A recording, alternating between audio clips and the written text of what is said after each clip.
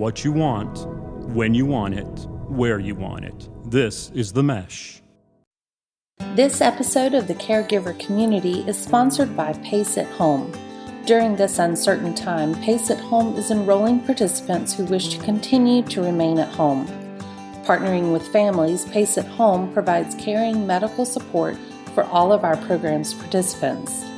Visit us on our website or give us a call at 828-468-3980 to talk with a representative that can discuss with you the Pace at Home all-inclusive medical approach. Pace at Home is the champion for seniors wishing to remain Welcome in to the their Caregiver Community.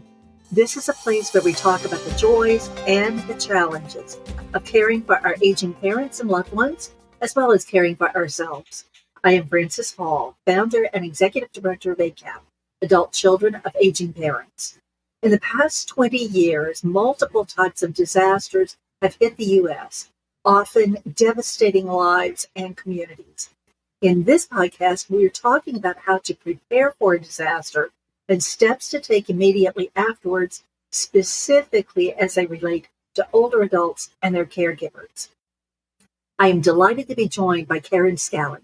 Karen has been training people in Louisiana on disaster preparedness since 2005.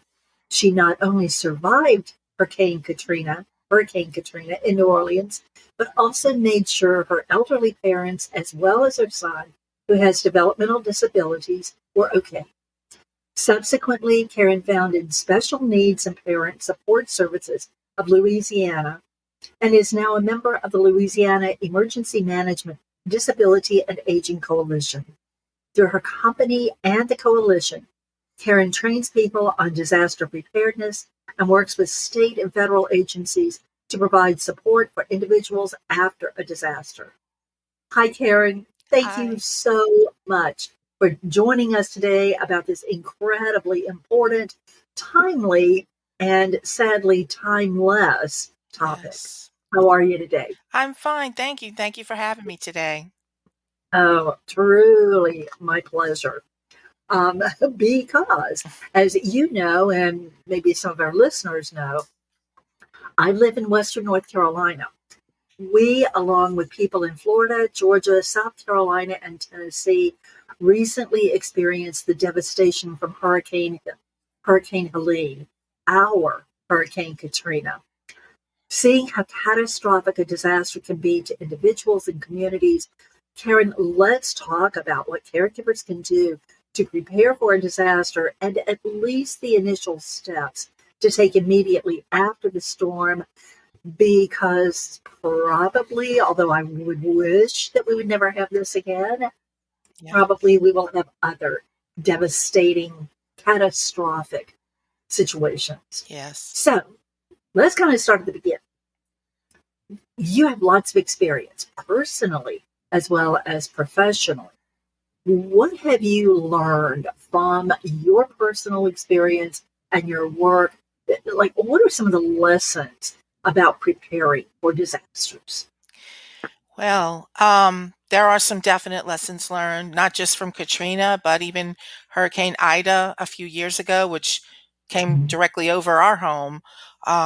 We spent about 6 weeks away from home before we could actually get back.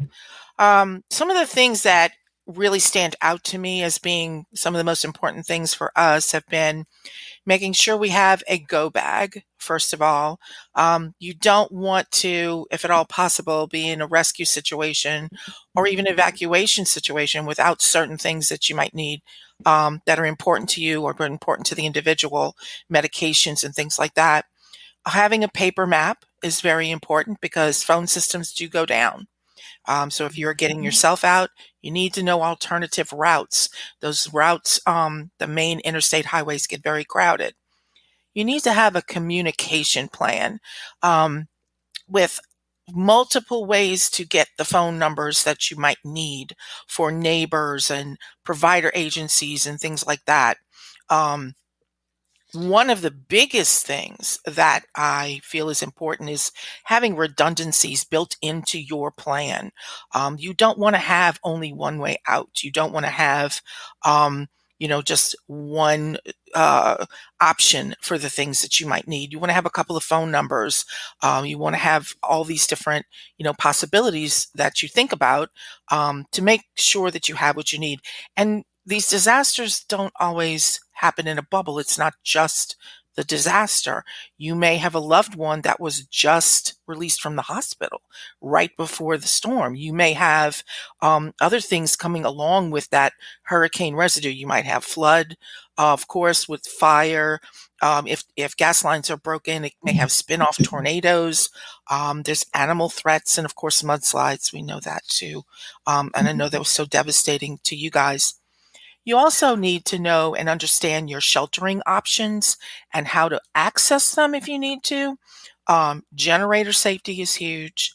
And then one of the things that I feel gets ignored or maybe not really gets the attention it deserves is your mental health. Your mental health is very important in this situation, especially as a caregiver, and your loved one's mental health is, if you think about they're having a disability for whatever it may be, mobile or intellectual, cognitive, neurological, um, they're afraid too, and they may not have the ability to process it as easily as you.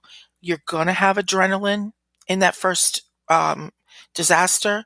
A crash is going to come. You are going to crash. It's normal. It's okay. You've got to release those stress chemicals.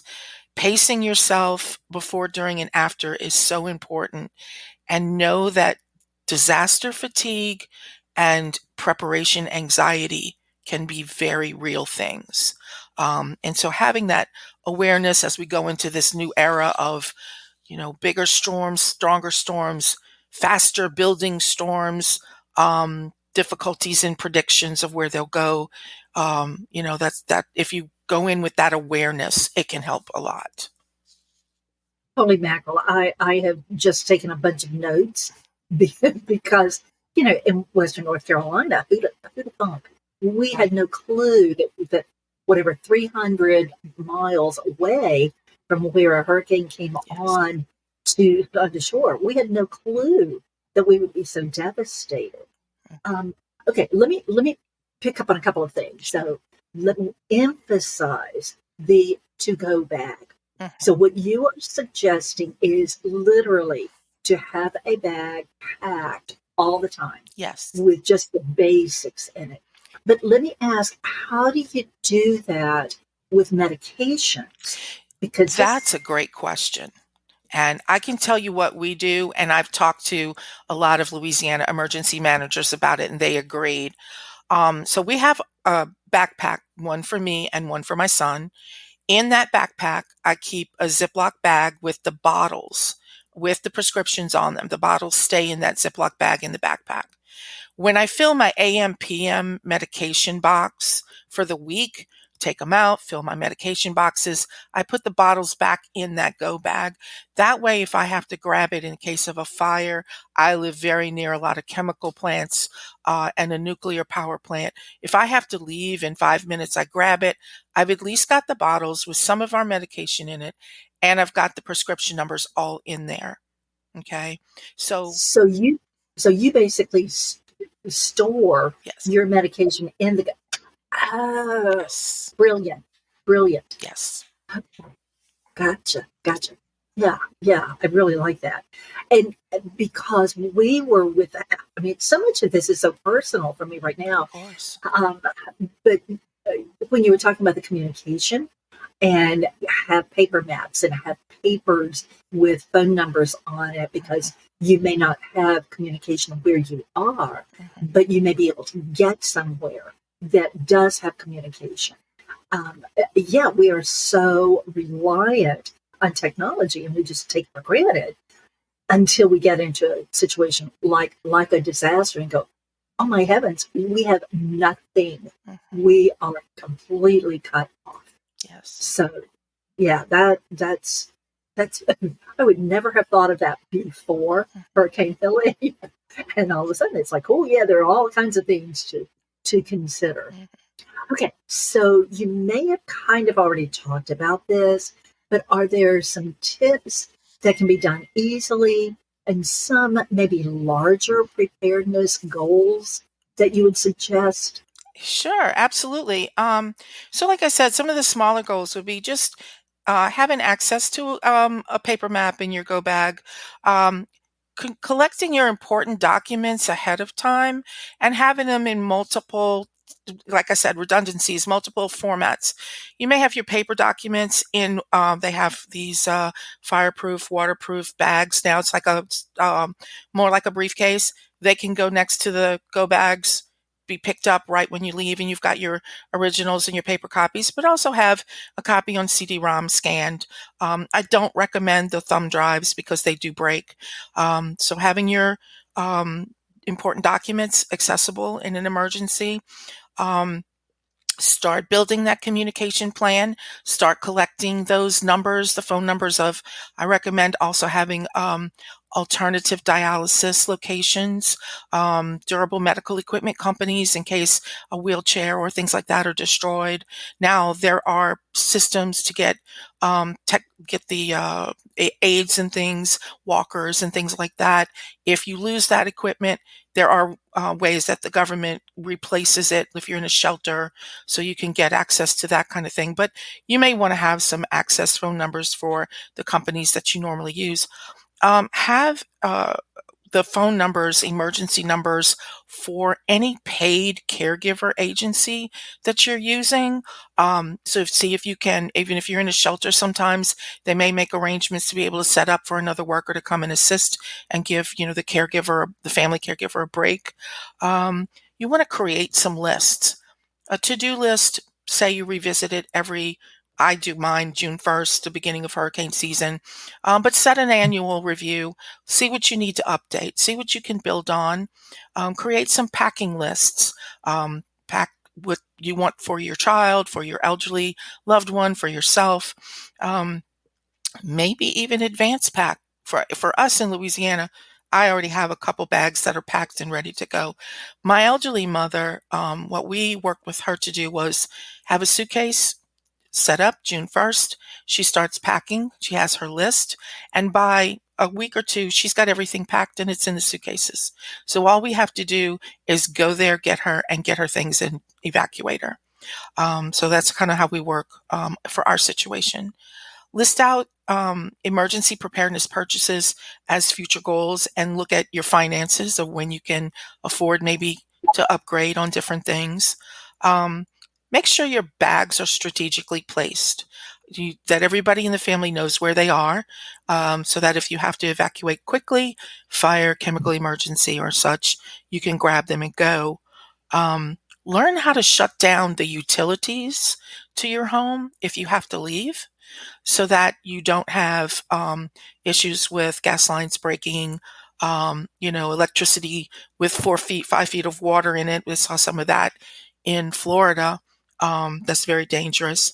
And also plan for your pets and your service animals. I saw a wonderful video. It was just such a great example of preparedness during, it was either the recent Milton or Helene, and this couple had several animals. They had a backpack bag to carry one of them. They had their backpack go bag for the animals. They had their travel cases for their dogs, and they were very prepared. They had everything ready. Their house flooded unexpectedly, and all of them were on the porch. Their animals were secured, and they had everything they need. They were just waiting for rescue. So doing those kind of smaller things. Now, some of the bigger things I would say would be to build on what you start with as you revisit your plan every year. Double check that go bag. You might want to be sure you have an extra pair of glasses, that maybe it's the last prescription, but an extra pair in case glasses are broken, extra hearing aid batteries, candies and things for diabetics, extra power strips, charger cords, of course, some first aid. And one other thing I didn't think of when I first started doing our go bag was having an extra set of clothes and dry shoes. You get a pair of tennis shoes, you can put the old ones in the go bag. And the reason I mention that is the flooding issue. So I worked with, we in about 2016 in Louisiana had a tremendous rainstorm. It was unusual, very unusual, and more like your experience with Helene. We had over 20 inches of rain. We had some places that are 100 miles away and just flooding, terrible flooding, very, very quickly. This gentleman was bedridden. His elderly mother was caring for him, and they were in the floodwater because it came up so fast. So their clothes were soaking wet with that floodwater, and they sat in a shelter for 3 days in those same clothes. Of course, that was very dangerous for him, due to, skin breakdowns and having that bacteria. There's illness, everything in that water. So having that extra change of clothes and a go bag can mean all the difference in the world, and that goes to both your physical and your mental state. Um, Another thing people may want to consider is training any paid in-home caregivers that they have on how their loved one may react in a disaster if they're caring for them at the time. Your worker may be there taking care of your mother while you're working or something like that.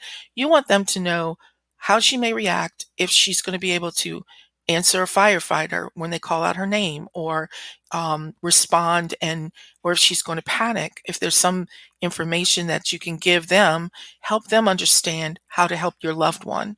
And you may want to consider putting that information in the plan of care that's done for your home care visit. Um, bigger issue too, power. So your big things are water, fuel, food.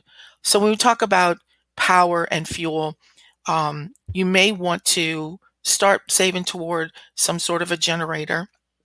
And I have some more information about the generators situation, but and save up toward having an emergency cash fund in the case of a disaster that you can access. And those would be some of the bigger things I would suggest.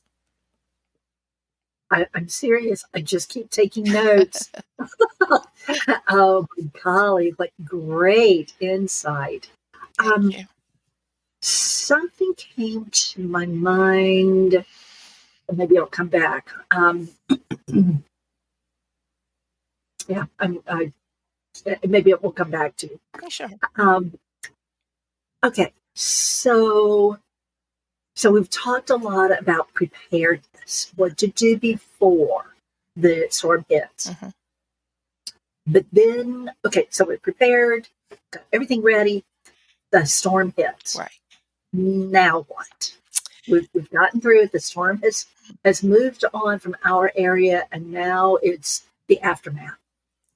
Now what? What are some of the first or the early actions to take after the storm passes? So I think a lot of that response and what you're going to do first, second, and third is going to depend on where you are at that time. If you've evacuated, it may be a matter of trying to notify other people that you're okay, you've evacuated and where you are, and then going into the process of starting to apply for assistance. But if you're in the disaster zone, unexpected, anything can happen. The very first thing is verify that everyone in your home is safe, administer any first aid that's needed, and if the home is not destroyed, try to access 911 if they do need emergency evacuation. 911 systems tend to go down in these situations because they're just overloaded. So if that happens, this is part of your redundancy planning.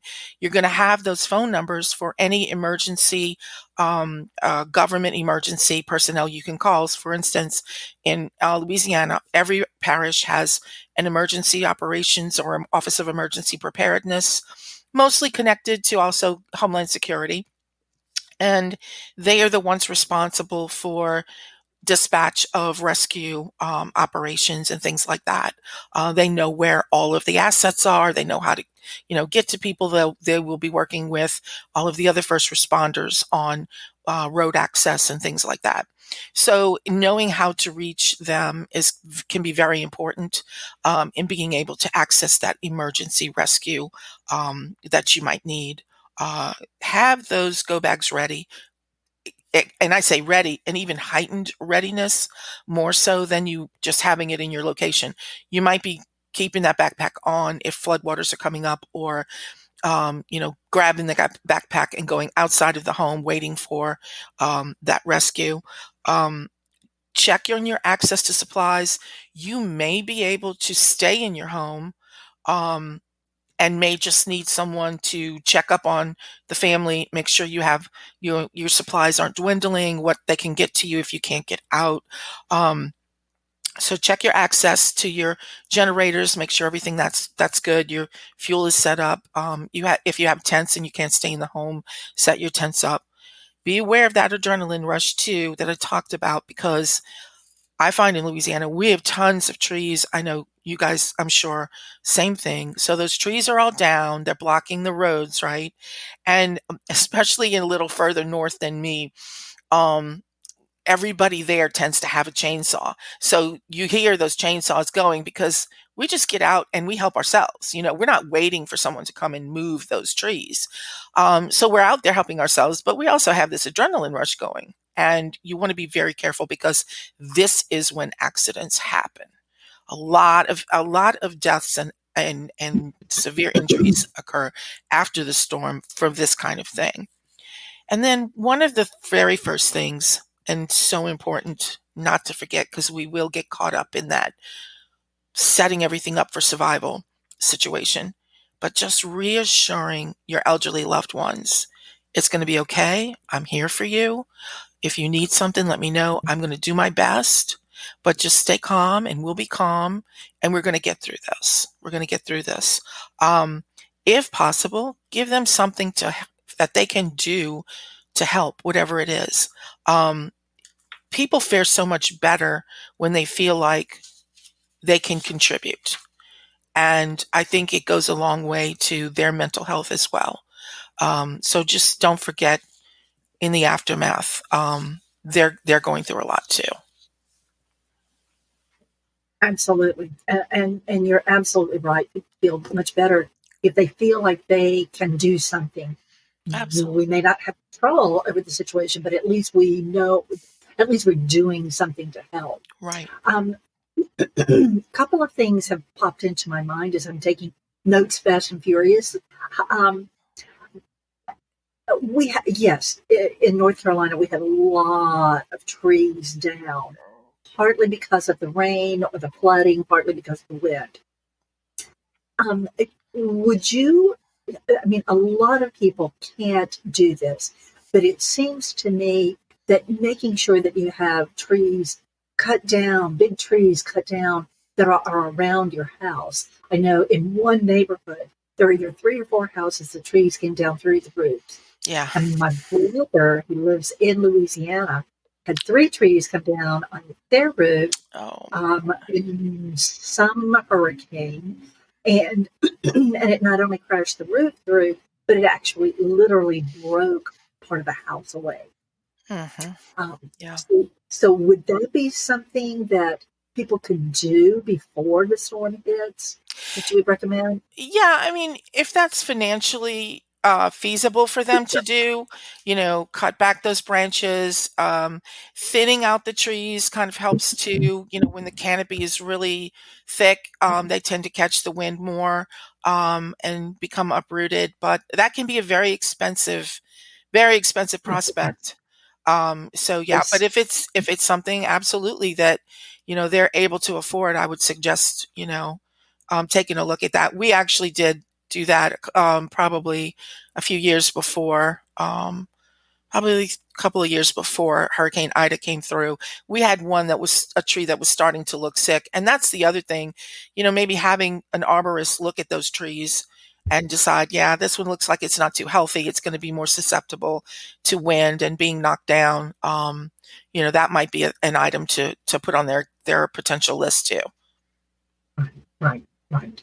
Well, let's talk about some supplies and technology that you have found to be really helpful. Sure. What people ought to have kind of in their hip pocket. Sure, sure. So one of the things, like I said, your major things you're looking for are water, food, and fuel. And in terms of water, you can purchase relatively inexpensively the 5-gallon water safe or food safe jugs to store water rather than purchasing water in advance. You just fill them up. They're very easy to deal with. I just would stick them in my garden tub in the bathroom, and it has a spout on the top, and you can access the water there easily. If we were going to stay and kind of hunker down. But you don't even have to purchase those. You can even use like 2-liter soda bottles, wash them out, rinse them out, store them, and if a storm comes, you can fill those.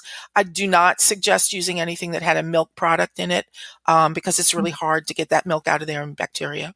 Some other things that I've learned from our neighbors in central United States is helmets in a tornado threat. So there was a couple of storms that went through. They had tremendous damage, and one of the football teams all grabbed their helmets, put them on, and it saved their lives because a wall came down during the tornado. It hit the school. It was another mom told her story about grabbing her son's little peewee football helmet, put it on his head, saved him from head injury. Head injuries are the most frequent issue after a tornado. It's the head injuries because if it's hitting your house, you can be thrown.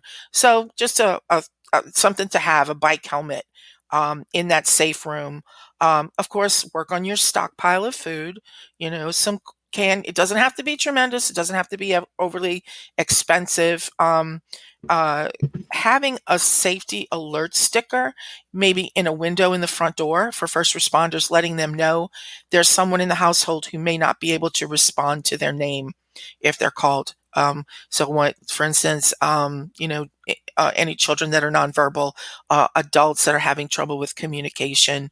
As you know, my husband had frontotemporal dementia, and he wasn't able to speak anymore. He lost his ability to speak, and that does happen. So letting them know that the individual may not be able to respond can be helpful to them.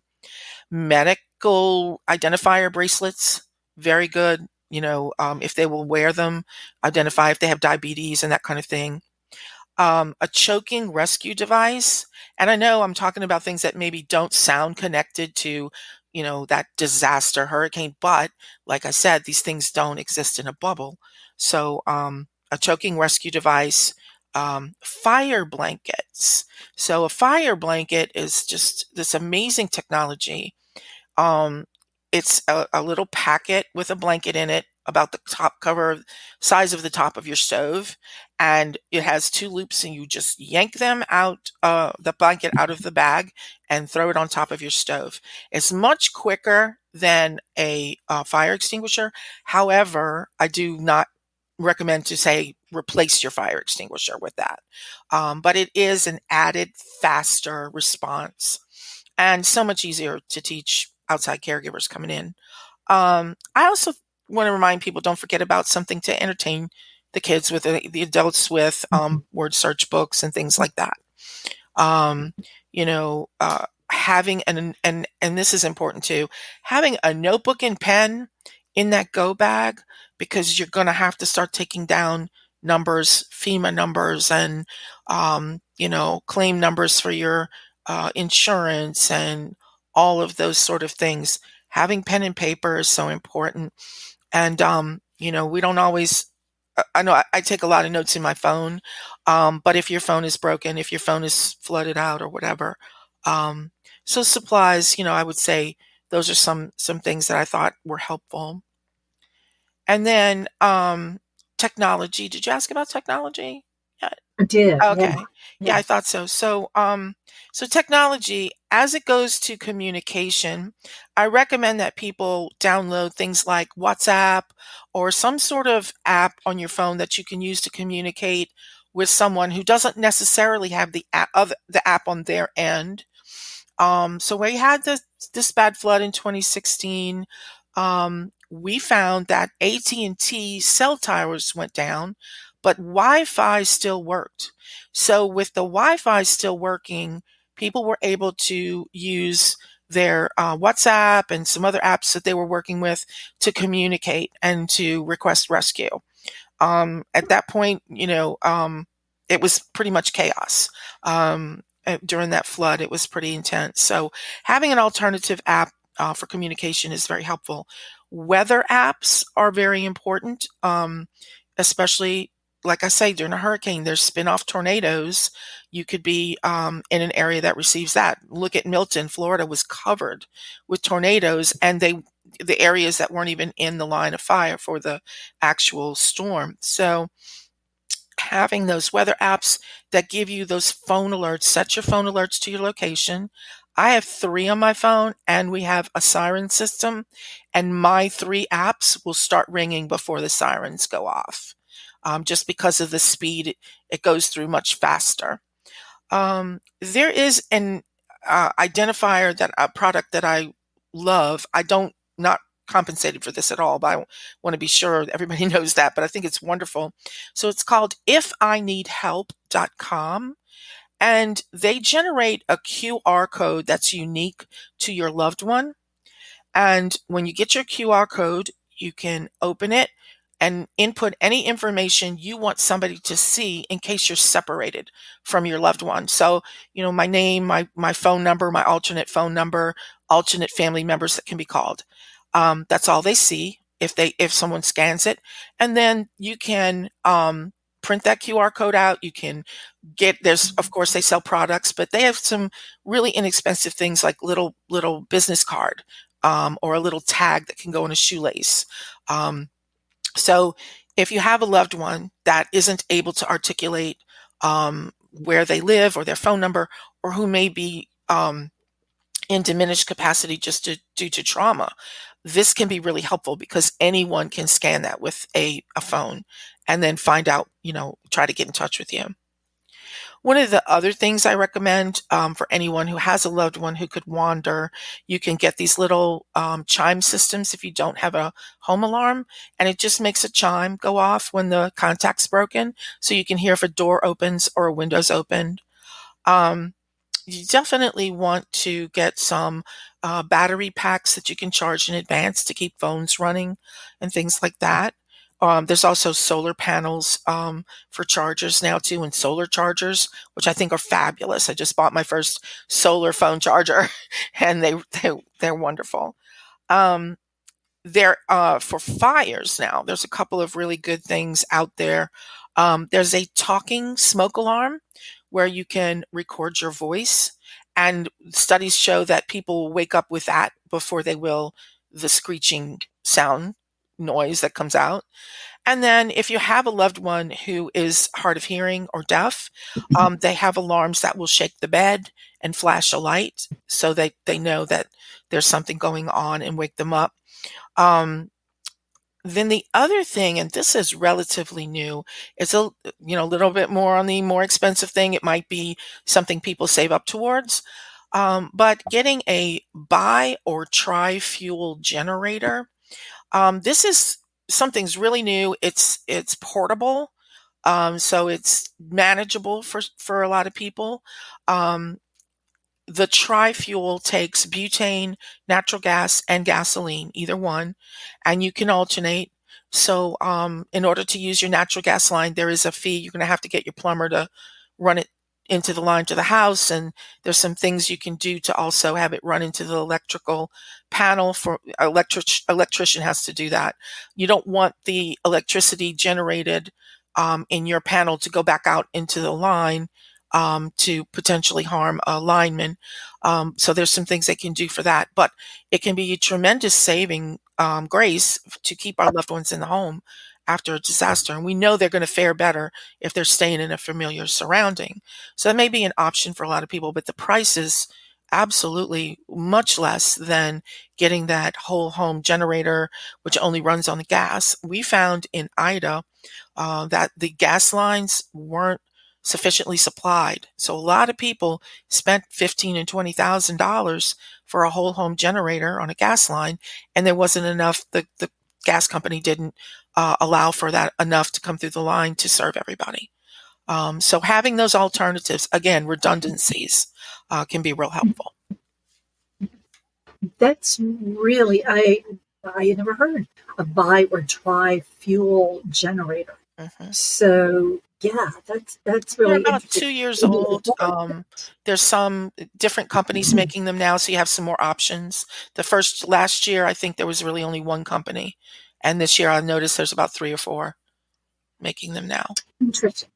But that does make sense Mhm. because, as you say, you never know what the disaster might bring and what the vulnerabilities are going to be. So if you Right. have a system that has various ways of accessing it or using it, that certainly makes sense. Yes.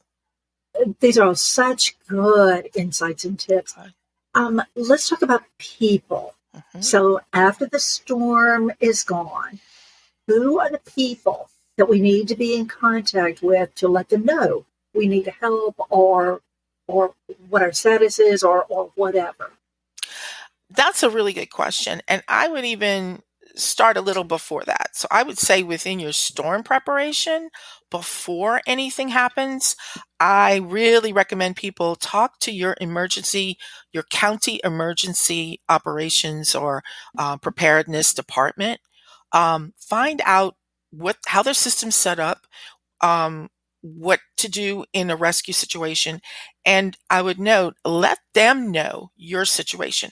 We have a whole new crop of families in this world, in our country, who are doing more and more medical tasks and things for their family members. They're basically operating what amounts to a one room hospital room in their home. We now have in home dialysis, which is very involved.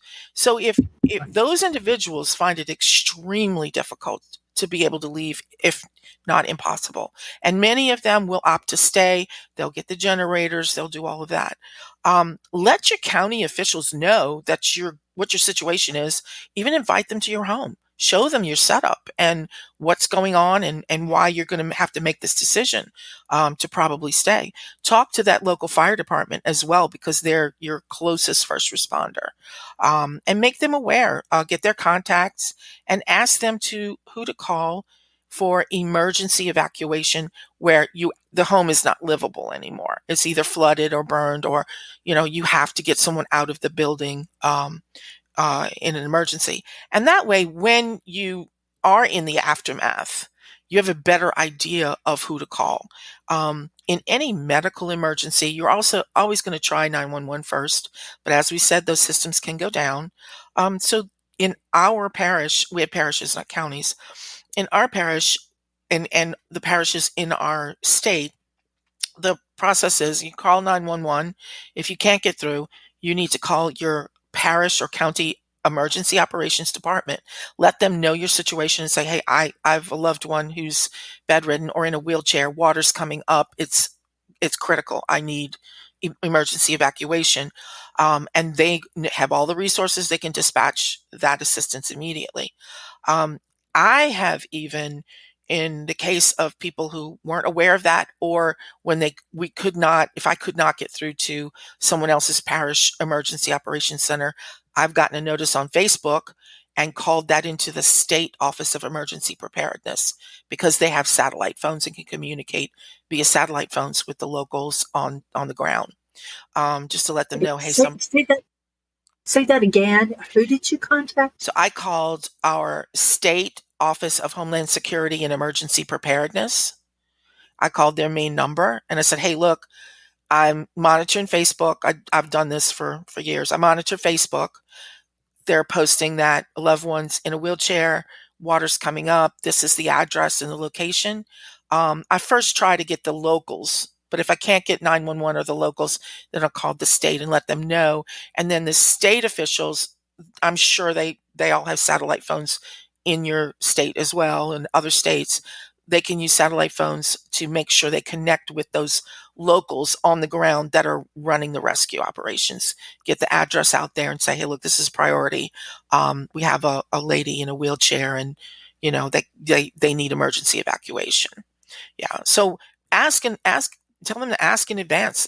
What's the setup? What should I do if water's coming up? I have my grandmother or my mother in a wheelchair, and we can't leave to begin with. But what if we have to actually leave? Um, and then afterwards, I also recommend contacting those family and friends that are on your contact list. And send your location and what your needs are. in case they can help in any way, or they can access getting contact to people to come and help.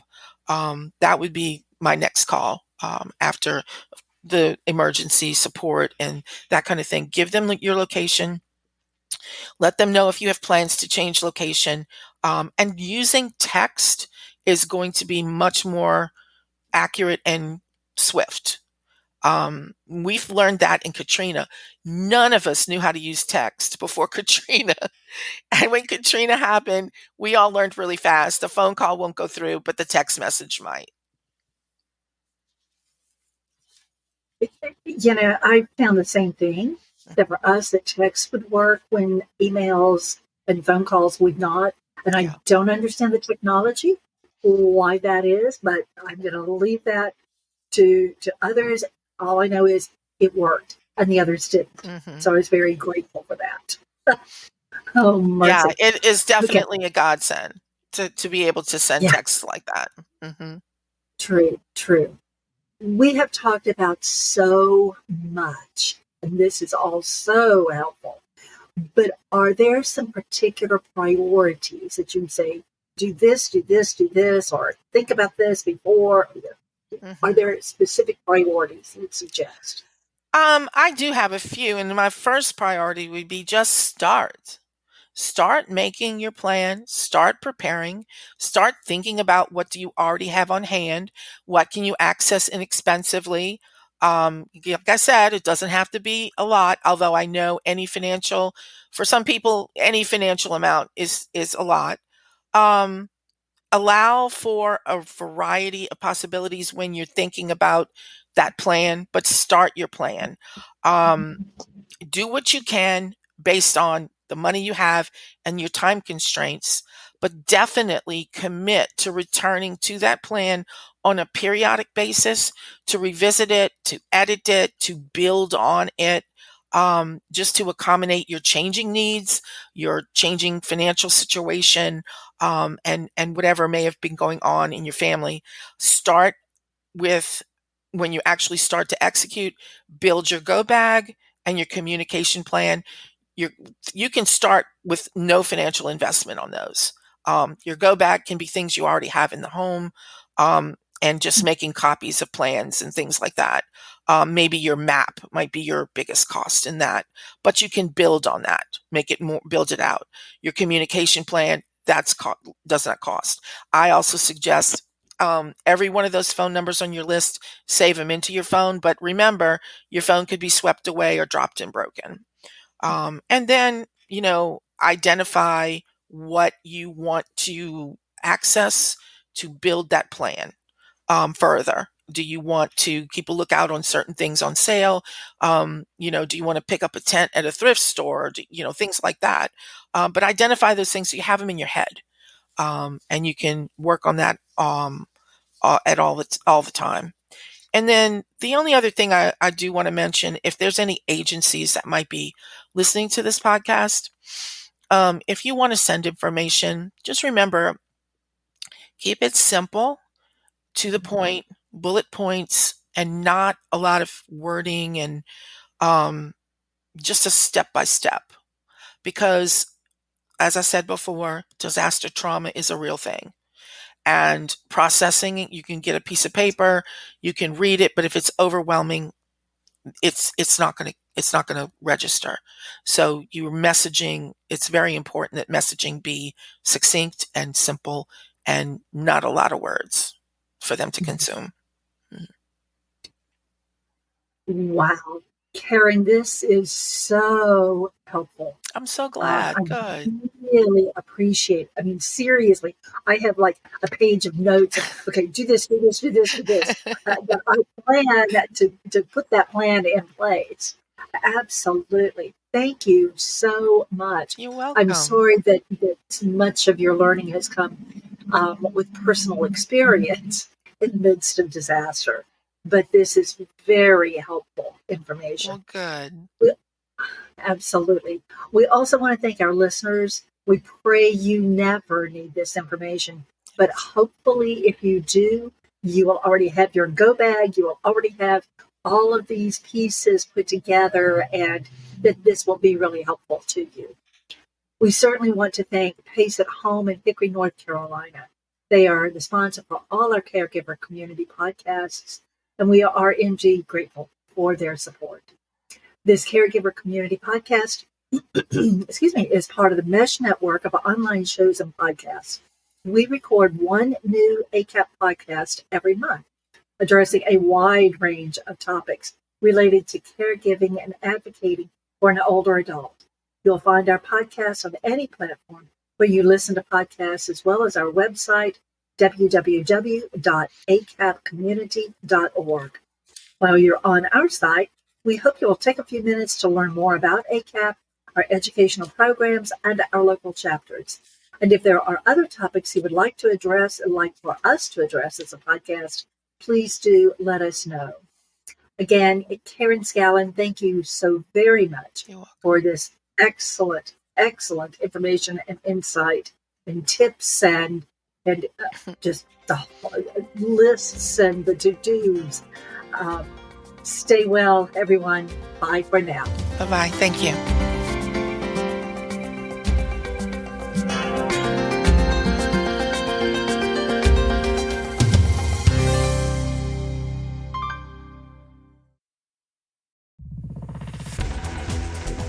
You've been listening to The Mesh, an online media network of shows and programs ranging from business to arts, sports to entertainment, music to community. All programs are available on the website as well as through iTunes and YouTube. Check us out online at themesh.tv. Discover other network shows and give us feedback on what you just heard.